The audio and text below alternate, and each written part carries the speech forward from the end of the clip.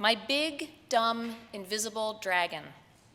Written by Angie, illustrated by Birgitta Sif.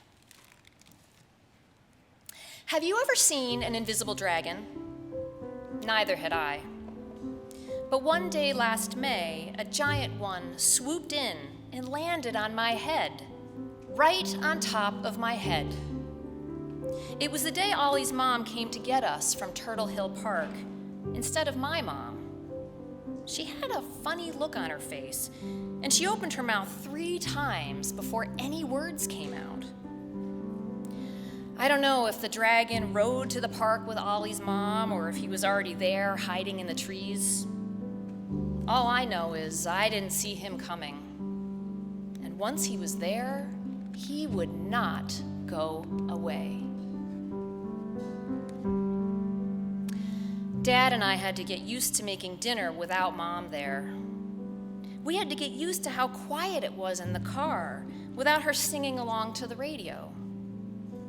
We had to get used to movie night without her famous peanut brittle popcorn. But that big, dumb dragon didn't even notice.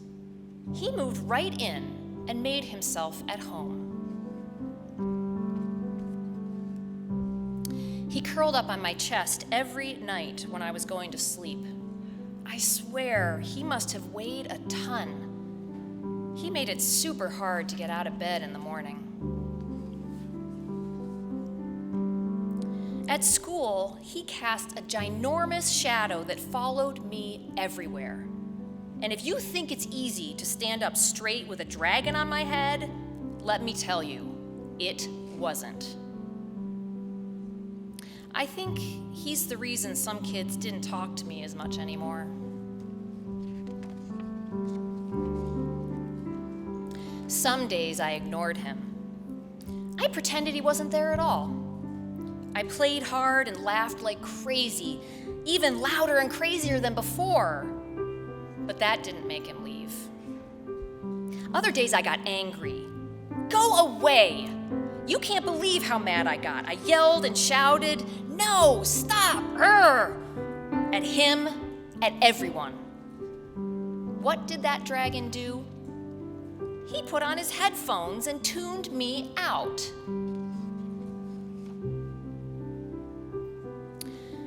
There were also days when I'd reach up and pull his big, heavy wings around me. I would curl up like a caterpillar and hide away for hours. It wasn't always so bad to have him around.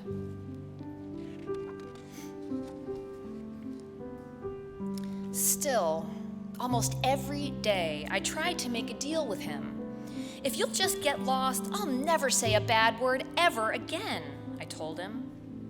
I thought maybe if he left, things could go back to the way they were. But he didn't seem to care what I wanted. Not one bit.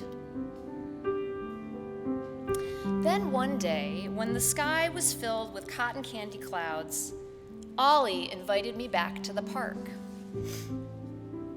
I made myself roll and cartwheel and race down Turtle Hill, just like before.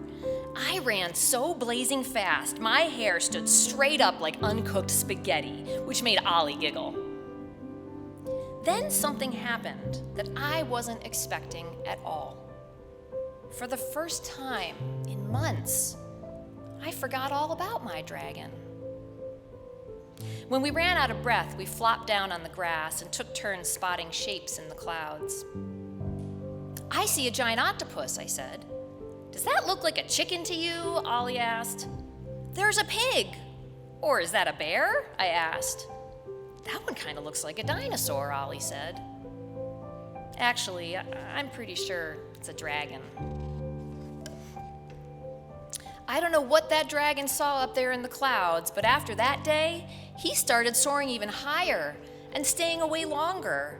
He often disappeared during gym and recess, and sometimes he'd miss a whole soccer game. Once, he was gone for an entire weekend. But he came back, just in time for my birthday. I tried all my tricks to make him go away. Skedaddle, vamoose! What do you think he did? He put on a rainbow-striped cone hat and stayed for the party. I finally just gave him a piece of my birthday cake. That night, as I waited for sleep, which can take a while when there's a big, dumb dragon in your bed, I realized something. My dragon didn't feel as heavy as he did back when I was 6. I guess my birthday wish came a little bit true. Hey, remember when I asked if you've ever seen an invisible dragon? That was a silly question. You can never see one by looking straight at it. You have to look at the person underneath.